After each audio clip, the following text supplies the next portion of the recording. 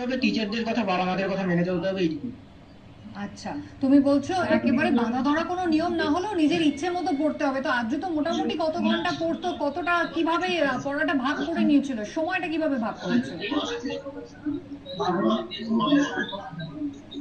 আর subject wise সেরকম ভাগ করিনি, তবে যেরকম বলতে গেলে অ্যাভারেজ মাধ্যমিকের বছর, সেক্ষেত্রে অ্যাভারেজ 8 to 10 আওয়ার্স পড়েছি। এবং আহ, সেরকম সাবজেক্ট ওয়াইজ কোনো শিডিউল করা ছিল না, যখন যেটা ইচ্ছে হতো সেটাই করতাম।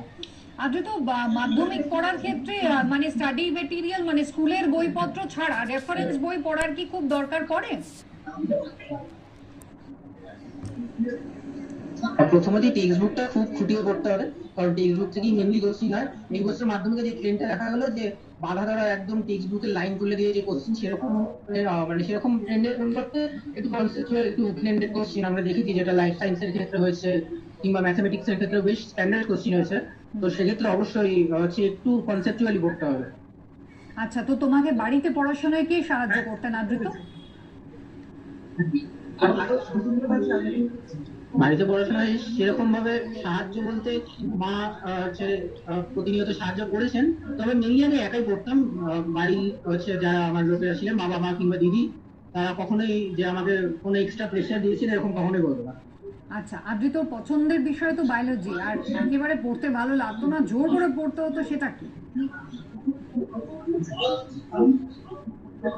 হ্যাঁ, সবই করতে ভালো লাগতো কম বেশি। আমার বলবো না যে পড়তে ভালো লাগেনি, সারা বছর প্রত্যেকটা সাবজেক্ট ইকুয়ালি পড়েছি। অবশ্যই শুধু বায়োলজিতে তো আমি যদি অ্যাটেনশন পে করি তাহলে মাধ্যমিকে অবশ্যই ভালো রেজাল্ট করা যাবে না। তো সেক্ষেত্রে প্রত্যেকটা সাবজেক্টই ইকুয়ালি পড়তে হবে। লিটারেচার পড়তে কেমন লাগে আদ্রিত?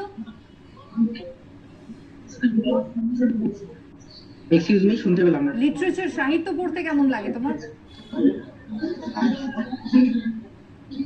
হ্যাঁ, সাহিত্যের প্রতি আমার বরাবরই একটা ছোটবেলা থেকে অ্যাট্রাকশন রয়েছে।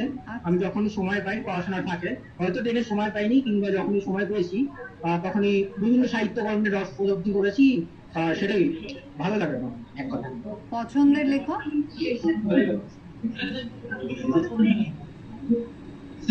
পছন্দের লেখক সেরকম ভাবে বলতে গেলে বাংলা সাহিত্যে সত্যজিৎ রায়।